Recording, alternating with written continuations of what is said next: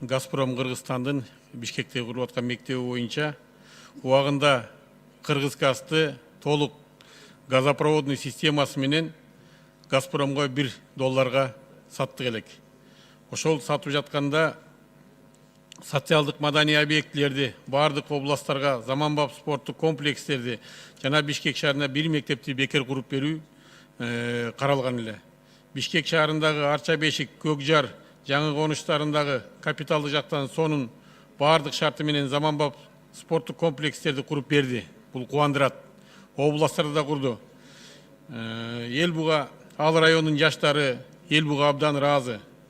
Бишкек шаарына мектеп курууга жер жок болгондуктан Бишкек шаарынын мэриясы тарабынан Асанбай кичи район территориясынан 3,5 гектар жер тилкеси бөлүнүп берилген.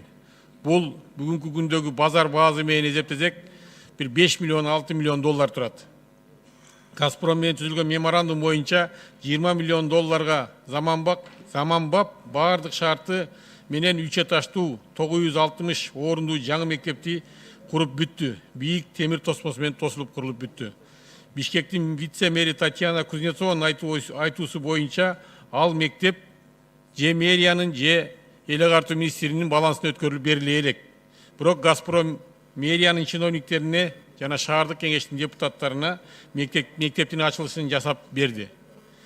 Мындай $20 milyon курулган мектепти кароого жылына 175-180 миллион сом каражат алат деп, бул мектеп акы төлөө окуучу мектеп болот. Айына 20 000 сомдон төлөнөт деп айтып, бүгүнкү күндө ушундай сөз жүрүп жатат да.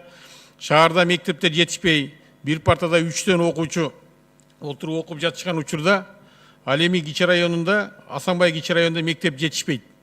Шаардын жашоочулары эми балдарыбызды жаңы мектепке берип окутабыз деген ушул райондогу шаардын жашоочуларын көптөн бери күткөн жакшы тилектер ордунан чыкпай калып отурат. Мындай мектепте байлардын, бизнесмендердин гана балдары окуп калышы мүмкүн. Айына 20 000 сом төлөп тура турган болсо, 5-10 000 сом бюджеттен айлык алган жарандарыбыздын балдары, ата-энеси башка жака иштеп кеткендердин жана пенсионерлердин неберелери бул мектепке окуша албайт. Ошон үчүн урматтуу Башырбек Мойдунович, ушул маселени өкмөт менен берүү министрлигинин алдына коюп, муниципалдык бекер окуй турган мектеп катары өткөрүп беришин, шаардын жана Асанбай кичи районунун балдары окуй тургандай шартты түзүп берүүнү мен суранып кетемин. Ушул жаңы окуу жылында 2019-2020 окуу жылында ушул Кыргызстандагы жарандардын Бишкек шаарынын окуучулары бекер окуйт деп мен ишенем.